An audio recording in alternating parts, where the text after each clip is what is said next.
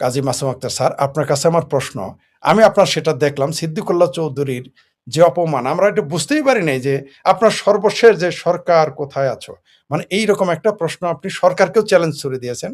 সেই সাথে তসলিমার ভক্ত যারা আমাদের মতো বা দেশে বিদেশে, তাদের প্রতিও কিন্তু আপনি একটা চ্যালেঞ্জ করেছেন, তোমরা কি করলা।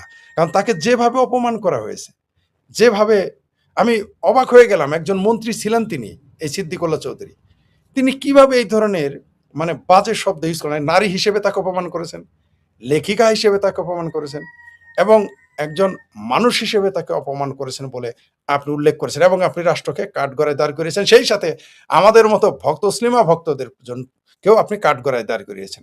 প্লিজ স্যার, এই ব্যাপারে একটু বলেন। প্রথমত আমি শুভেচ্ছা জানাচ্ছি শেখ ফরিদ সাহেবকে। আপনার কাছে আমার প্রথম আসা, জি, আপনার সাথে প্রথম আলাপ, জি, সবটাই প্রথম। আপনার নাম শুনেছি, আপনার ভিডিও কিছু দেখেছি, কিন্তু আমার Thank you. সৌভাগ্য হয়নি আপনার সাথে বসার। না, আমার আর সৌভাগ্য। আপনারা যারা দর্শক গোটা পৃথিবীতে হুম, লক্ষ লক্ষ দর্শক, তাদেরকে আমার শুভেচ্ছা। জি, আপনারা ভালো থাকুন, সকলকে ভালো রাখুন। আমি দু তিনটে কথা, তসলিমা নাসরিন বিচ্ছিন্ন বিচ্ছিন্ন কাজী মাসুম আক্তার, এটা কিছুই না। এই বিশাল বিপুল মানব সমাজে আমরা কিছু বিচ্ছিন্ন ব্যক্তি মাত্র। আসলে কিছু আদর্শ, কিছু বোধ, কিছু চেতনা, কিছু ভাবনা, জি, যেটাকে লালন করতে হয়, যেটাকে পালন করতে হয় মনুষ্য সমাজকে বাঁচিয়ে রাখার জন্য।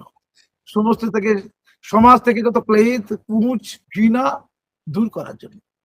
হ্যাঁ, তাতেই মানবতার উত্তরণ ঘটে, সত্যের জয়গান তাতেই হয়। সেজন্যই আলোচনা, সেজন্যই প্রসঙ্গ তসলিমা, সেজন্যই প্রসঙ্গ কাজী মাসুম আক্তার বা আপনারা যারা দূর দূরান্তে লোকচক্ষুর আড়ালের প্রতিনিয়ত কাজ করে চলেছেন।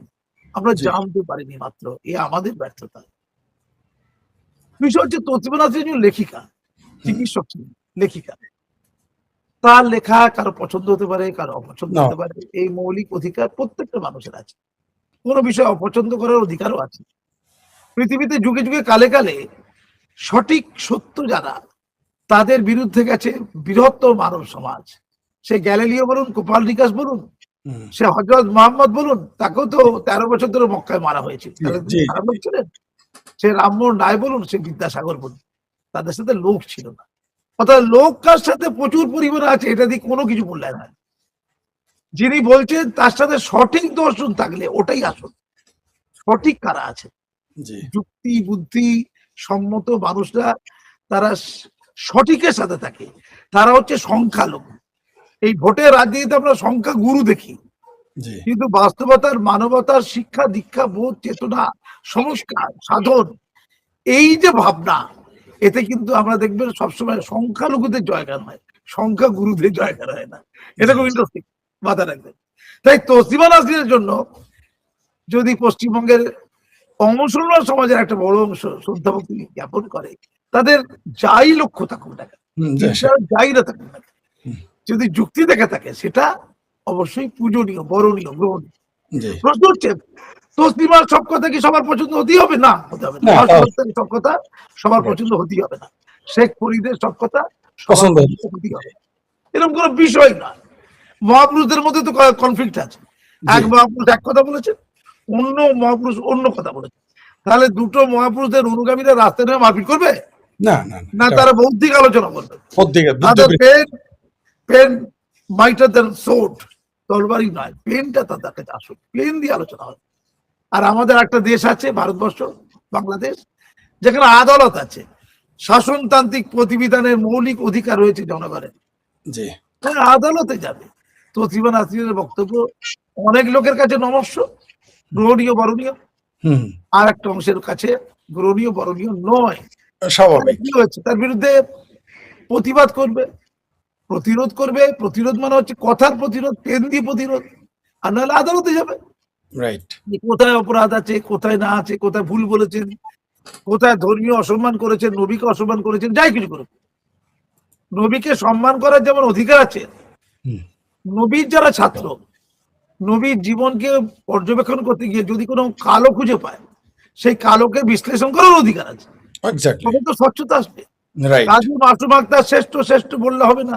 হবে না, হ্যাঁ, কাজী মাসুম আক্তার জীবন ধারণকে, হুম, তার চলাফেরাকে কষ্টি পাথরে যাচাই করে নিঃসন্দেহে। মূল্যায়িত করে যদি কেউ শ্রেষ্ঠ বলে, জি, তাহলে সেই শ্রেষ্ঠর মান্যতা আছে, আবেগের শ্রেষ্ঠতা নয়। রাইট। মমতা ব্যানার্জি বলে একজন ছিলেন মুখ্যমন্ত্রী পশ্চিমবঙ্গের 15 বছর ধরে। হুম, তিনি মা মা মা মা প্রত্যেকের মা ছিলেন। না, যত এমপির মা, যত এমএলএ এর মা, হুম, হুম, পশ্চিমবঙ্গের বৃহত্তম শ্রেণীর লোকের কাছে মা মা মা, সততার প্রতি জি, ছিলেন তো। কষ্টি পাথরে মমতাকে যাচাই করা হয়নি, গাজী মাসুম আক্তাররা যাচাই করেছিল, এক্সাক্টলি। তাকে ধরিয়ে দিয়েছিল যে তিনি মা নয়, তিনি অন্য কিছু, অন্য কিছু। তিনি অন্য কিছু।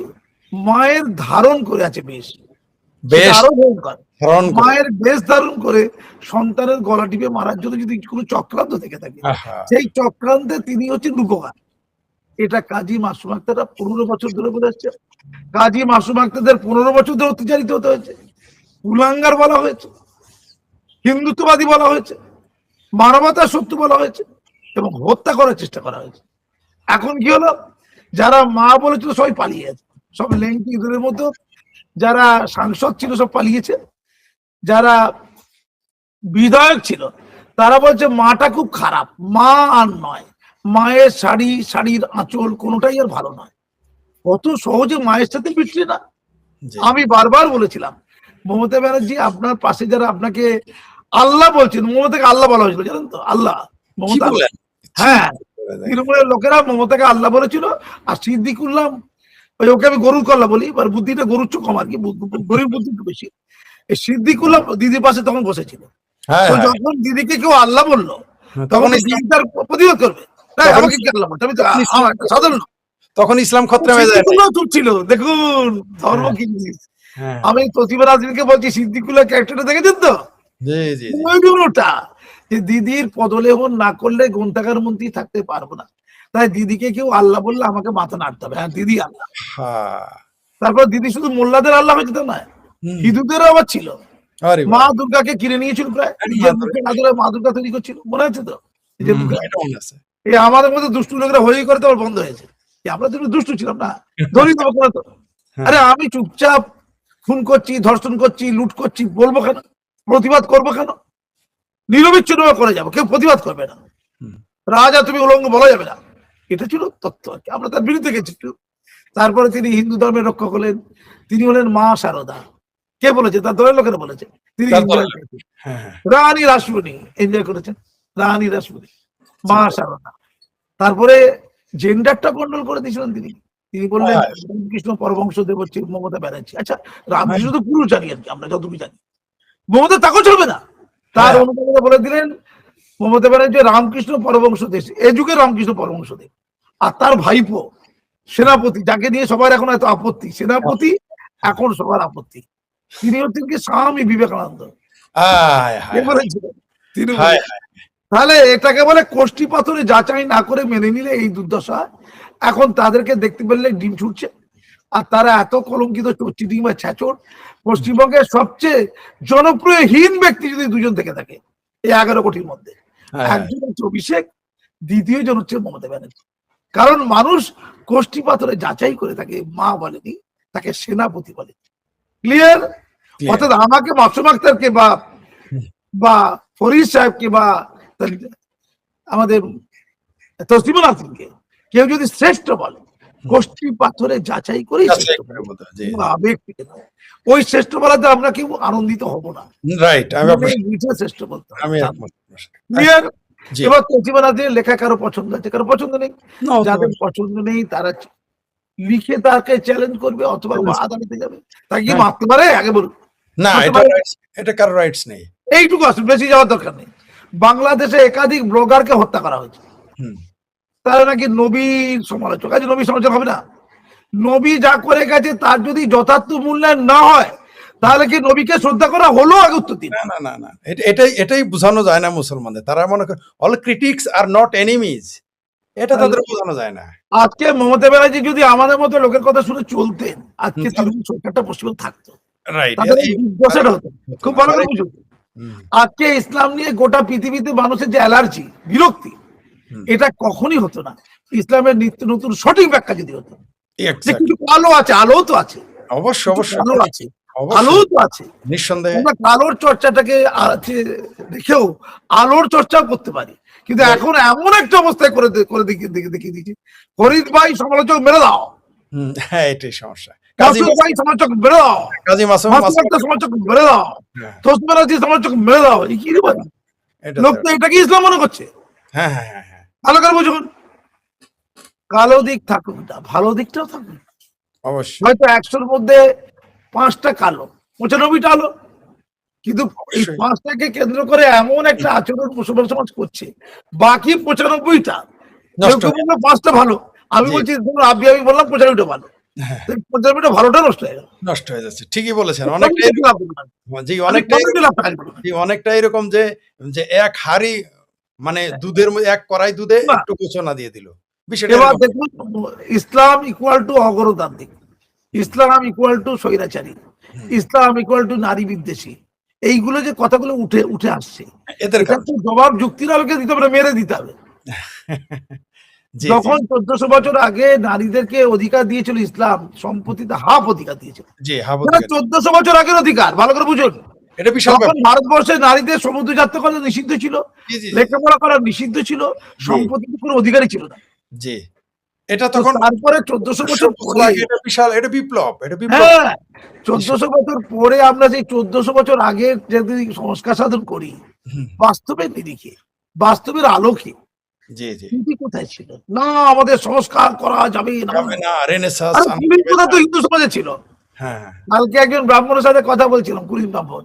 সে জি, বলছে, দাদা সবটা তো হলো, আমাদের কুলীন প্রথাটা চলে গেল, আমরা কেমন 100টা বিয়ে করতাম, সেটাও গেল, আপনাদের 4টে বিয়েও যাবে, ইউনিফর্ম সিভিল কোড হয়ে যাচ্ছে, সব তো গেল দাদা, পুরুষদের সবকিছু করে কমে খাওয়া, মধু খাওয়া হয়েছে। তো ওটা তো সংস্কার সাধন হয়েছে জি, জি, জি, নাকি? হয়েছে জি, কেন? মানবতার স্বার্থে হয়েছে, ন্যায়ের স্বার্থে হয়েছে, জি।